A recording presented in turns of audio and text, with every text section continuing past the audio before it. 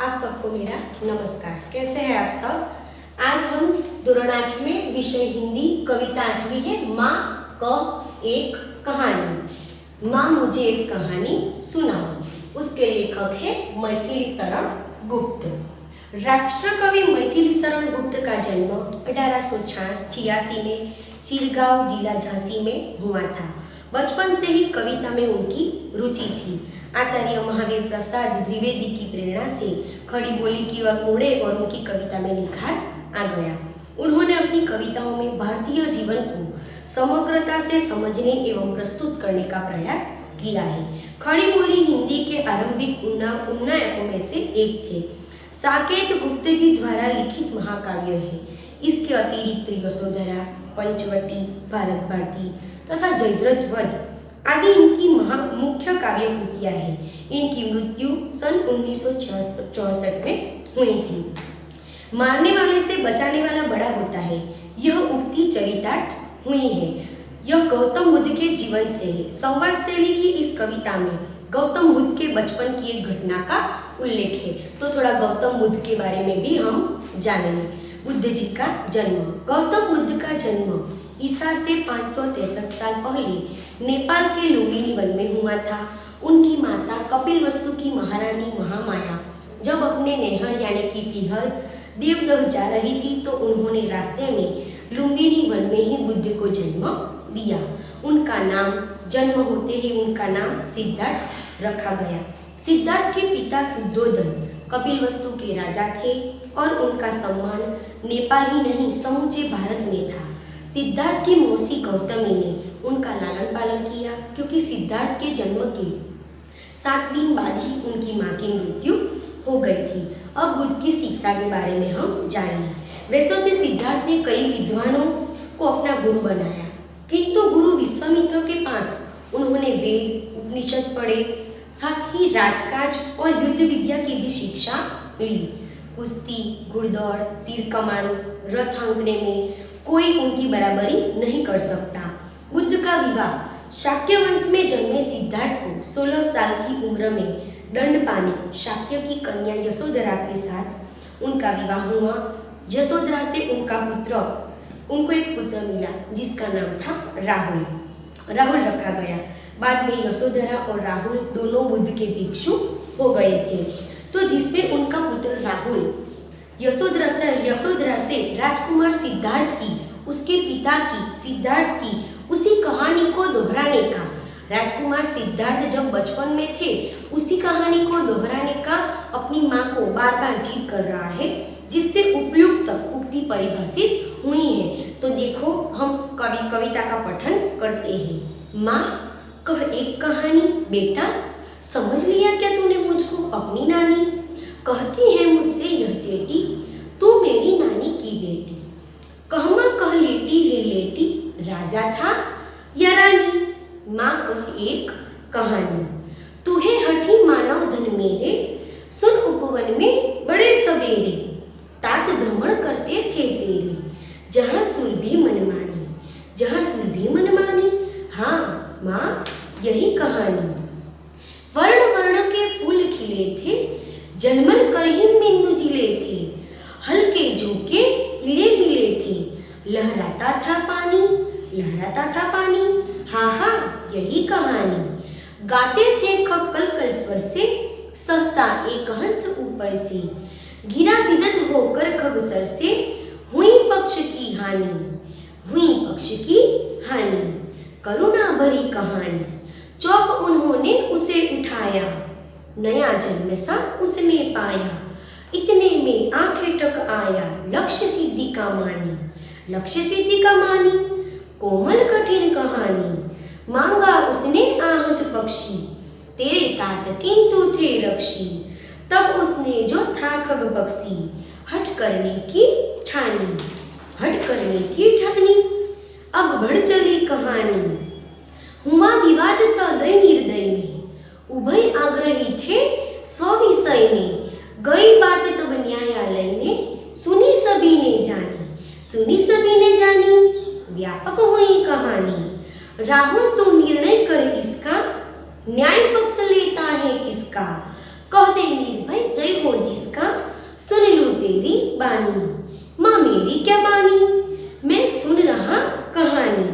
कोई निरपराध को मारे तो क्यों अन्य न उसे उबारे।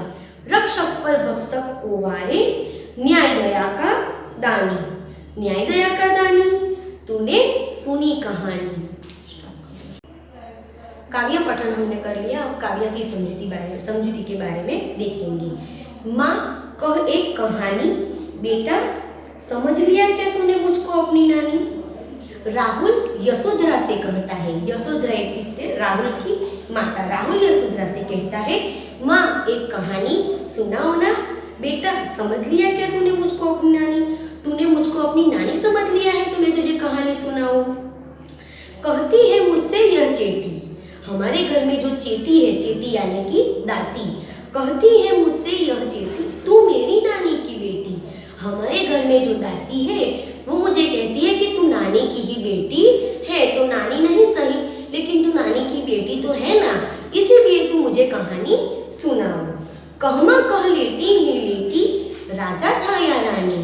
माँ मुझे तू लेटे ही लेटे एक कहानी सुनाओ, एक राजा था और एक रानी। माँ मुझे एक कहानी सुनाओ।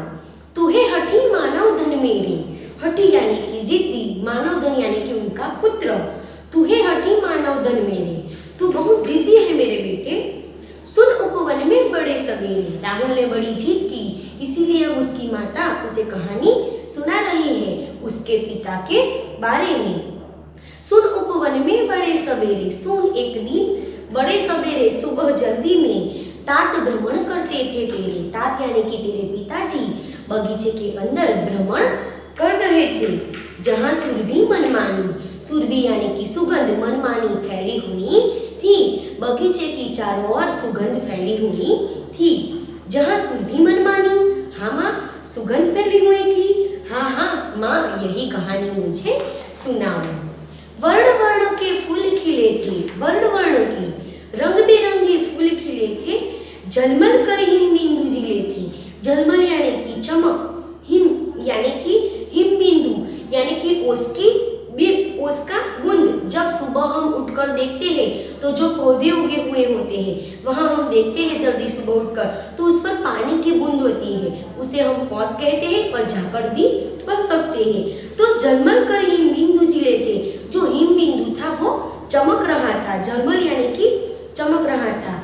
हल्के झोंके हिले मिले थे, थोड़ा थोड़ा हल्का हल्का सा पवन आ रहा था और जो पेड़ पौधे के पत्ते थे वो इधर से उधर, उधर से उधर आ रहे थे और जो हिम बिंदु थे वो भी अच्छी तरह से सूर्य के प्रकाश के कारण चमक रहे थे। लहराता था पानी, हल्के झोंके हिले में थे, झोंकों के कारण जो बूंद थी, जो पान के ऊपर जो बूंद थी वो भी हिल रही थी। यह बगीचे का वर्णन है। लहराता था पानी, हाँ माँ लहराता था पानी, इधर से उधर जाता था, हाँ हाँ यही कहानी, मुझे ऐसी ही कहानी सुननी है। गाते थे खग कलकल स्वर से, खग यानी कि पक्षी, कलकल यानी कि अपने अपने स्वरों में अच्छे से गीत में अच्छे से आवाज में। सहसा एक हंस ऊपर से, पक्षी जब अपना गुंजराव करके वहां से जा रहे थे तब सहसा यानी कि अचानक एक हंस ऊपर से नीचे आकर गिरा।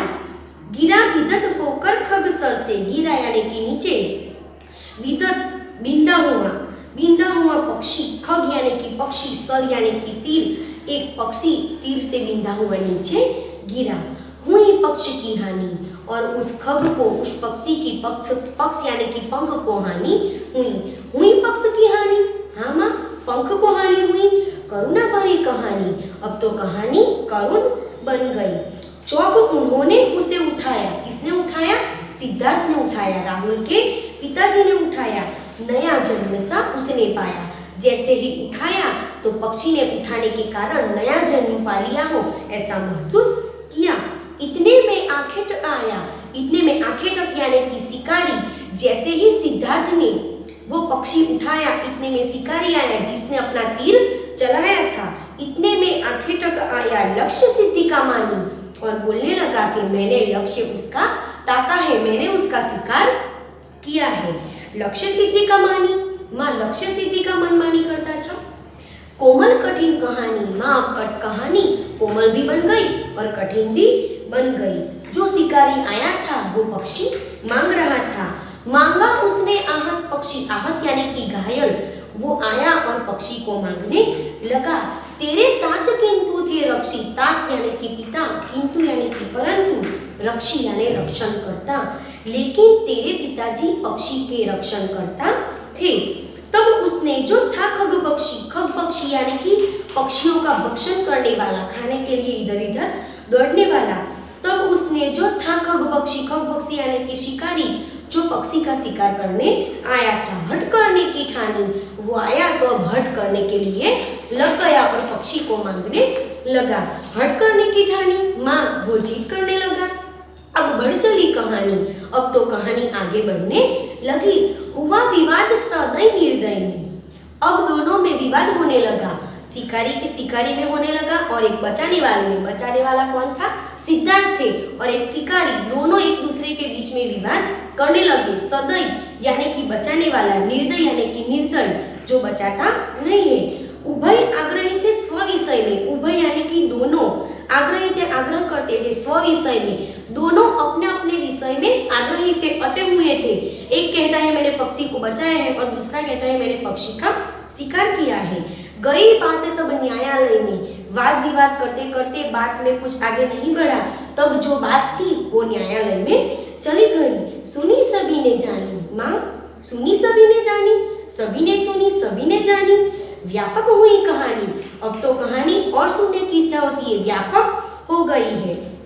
इतनी कहानी सुनकर यशोधरा अपने बेटे से कहती है, राहुल तो निर्णय कर इसका, न्याय पक्ष लेता है किसका। यशोधरा अपने बेटे से कहती है कि तूने कहानी सुनी ना, तो अब तू न्याय कर कि पक्ष किसका लेता है। कह दे निर्भय, निर्भय यानी कि डरे बिना, कह दे निर्भय जय हो जिसका, डरे बिना तू कह दे कि जय किसकी होती है। सुन लूं तेरी बानी, तेरी बात भी मैं सुन लूं कि तूने कहानी सुनी है या नहीं सुनी है। माँ मेरी क्या बानी, मैं सुन रहा कहानी, मैं क्या कहूँ, मैं तो कहानी सुन ही रहा था, मैं क्या इसमें बताऊँ।